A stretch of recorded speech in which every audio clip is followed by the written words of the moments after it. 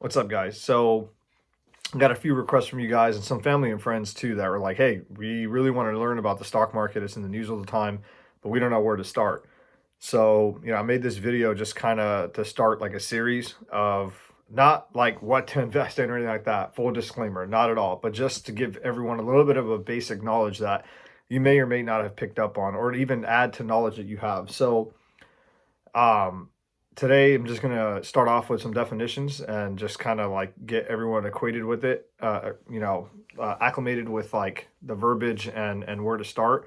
And hopefully in the next few videos that I make here, we'll go more in depth. We'll talk a little bit about um, like like how to evaluate a stock, like the earnings per share, like how to evaluate like dividends, what's more beneficial for you in the long run, short run, and like where you might be as an investor, right? So today, I'm gonna pretend like, don't take this the wrong way, but I'm gonna talk to you like if you're like a 5-year-old, right? Like you don't know anything about, the market or anything like that. So don't feel offended if this is way over you or you're just trying to add a little bit of knowledge. This is for people that probably don't know anything about it. And so we're gonna start there, okay?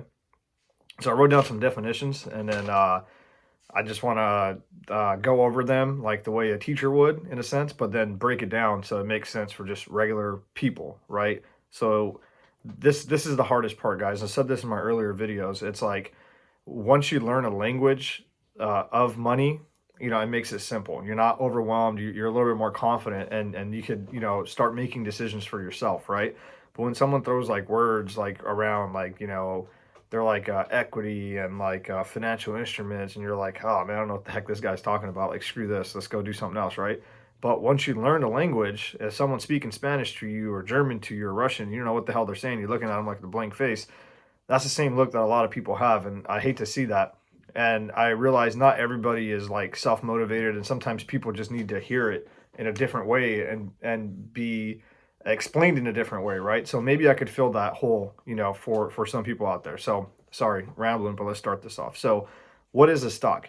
So the definition of a stock, and this is all including to Investopedia, which is a great site for everyone to start off with if you want to learn more and learn more definitions. But like I said, I'm going to put my own spin on it as best as I can. So a stock is a type of security that represents ownership in a corporation. And other words for it are shares and equity. So you might be asking, okay, hold on. So a stock is a type of security, that represents ownership in a corporation. Basically, it means it's giving you a right to own a company or a piece of a company, right? But what is a security? You hear that word thrown around all the time on, all the money channels and stuff. You're like, what the hell is a security? Like a security guard or what's going on? So let's define that. Uh, Security, it's in finance, it is a certificate or other financial instrument that has value and can be traded, or has monetary value and can be traded. So it's basically a certificate means it's a piece of paper, right? That is worth money that can be traded, right? So then you might be asking, what the hell? What's a financial instrument? Are we playing in like a band here, or what is all this? Uh, well, let's break that down. And a financial instrument is it's a monetary contract between two people or parties. So two people, and monetary means money. So it's a contract between two people. So let's break all that down. So what is a stock? A stock, one stock means you own, like if this was a stock, right? If I owned Apple or I owned whatever the hell I owned, right? I say one share of, let's just use Apple because it's easy because everyone knows what Apple iPhones, right?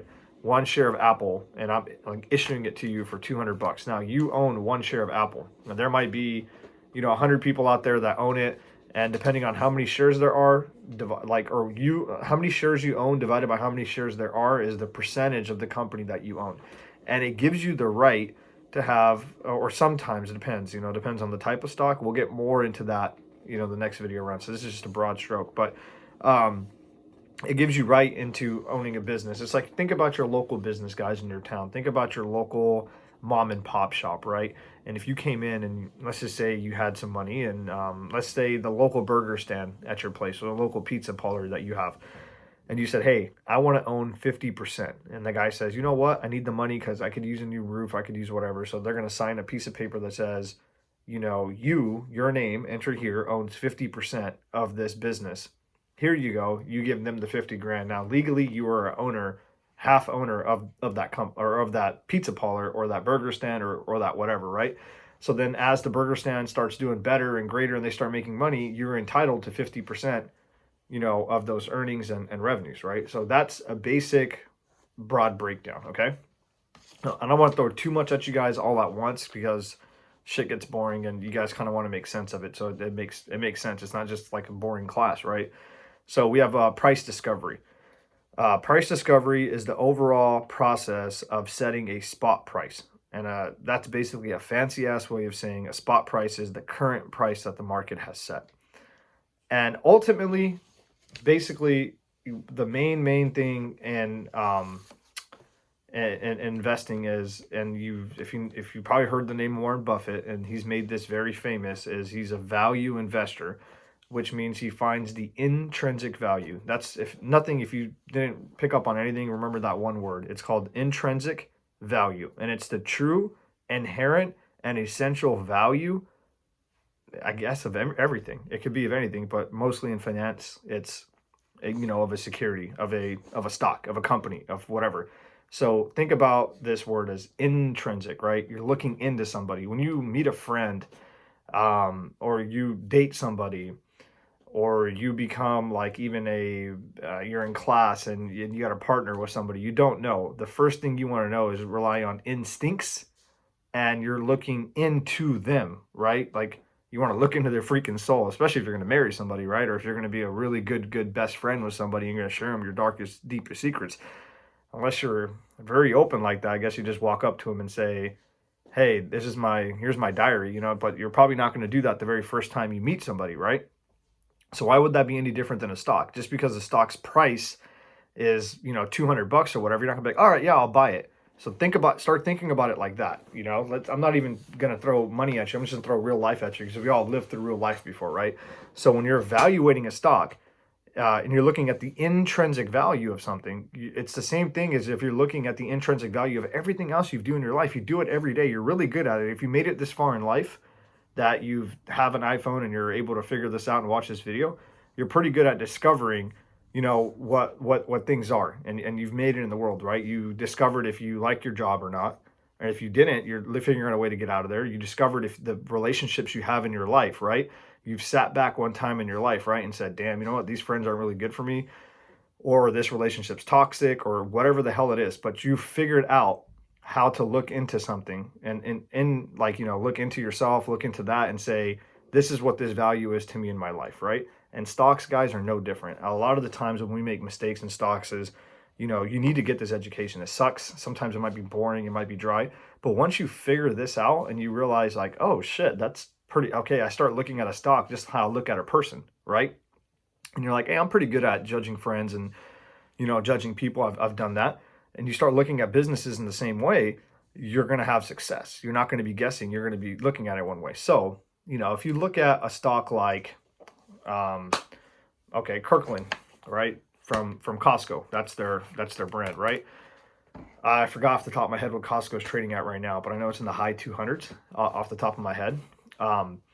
So just because someone says like, hey, I'll sell you Costco stock for $200 a share, you're not going to be like, all right, yeah, fuck it, let me buy it. No, you're going to be like, hold on, thank you for the offer, but let me look into it, right? And your goal is, you want to find the intrinsic value of Costco. Like, what the hell is it really worth? Is it worth 200, or is it worth more than, or is it worth more like 150, or is it worth 100? Whatever that is, whatever that process is, you're gonna have to figure it out. And I'm gonna give you the tools in the next videos. I'm gonna show you like how I evaluate stock and kind of like how I look at stuff. And I'm gonna, over more videos to come, but we'll break down like how to evaluate like like at the end of the day, guys, the stock market, it's a futures market, right?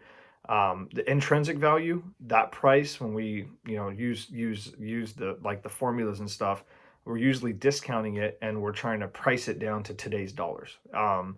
Basically what I'm trying to say is, like, basically what happens is once this becomes public, think of this as Costco, right? Let's go back here, like one share of Costco. I gave it to Joe. Joe sold it to Amanda. Amanda sold it to, Bobby. Bobby sold it to David. And every single time it's gone up and down in price. I started it off at, X price at $100. I gave it to Joe, and Joe was like, I sold it to him for 105. And then he's like, shit, I really need money. And he sells it to, Bob at like 95, and it's going up and down. And eventually you got to figure out, I issued it at $100 for whatever reason. I thought that's what the value was at the time, but the value is constantly changing. So it's up to you when you own a stock to figure out what the value is. And like I said, the market's the futures market, right? So I might sell it saying it's worth $100 right now when I first issue it or whatever. But the person I sell it saying that guy's an idiot, because I know that thing is going to be worth way more than $100. It's going to be worth $200 because XYZ. Oh, because they have Kirkland, their own label, because they have these stores and they have supply chains and they're opening up in China and all this and this and this and that. That's why it's going to be worth more, because ultimately it's going to earn more, right? And the market, when you see stock market prices, they usually have all the news usually baked in, unless it's breaking news, but it has like what people believe the future value of a company is going to be. And your job as a value investor, as a good investor, is like, no, I'm not going to pay what someone thinks it's going to be worth in 5 years. Unless I believe that to be true, I'm going to pay what the hell is worth today, right? Like if you were to go out and buy yourself like a car, and the dealer told you, hey, we're going to sell you a car. And in your head it's worth $20,000 because you've compared models or whatever, and they're trying to sell it for 23. You wouldn't just buy it for 23, right? I'm just trying to throw different analogies to get your guys' mind working that way. So let's just recap this very basic outline of stocks and your introduction to the stock market. And sorry for guys that already have a vast knowledge, and maybe I should have put the disclaimer in the beginning. This is just a very simple breakdown, one of many videos to come, because it's not hard, but it's not as easy. I can't explain it in just like 15 minutes if I'm trying to really go in depth with it. So basically, a stock is a security, and we learned that it represents ownership in a company, and a security is a certificate. It's a certificate which has money, it has monetary value. So a certificate is like a piece of paper, and it's a financial instrument.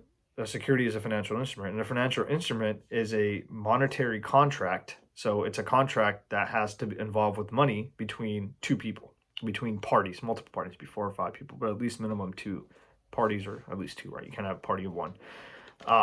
So that is the very core basics, and I'm trying to break this down like super layman's terms before I start expanding and building on this. So I hope you guys have understood that so far. If you have any questions about this, please shoot it in the comments, not in my DMs, because if it's not a dumb question, because if you have it, someone else might have it, and I'm going to do my best to answer it.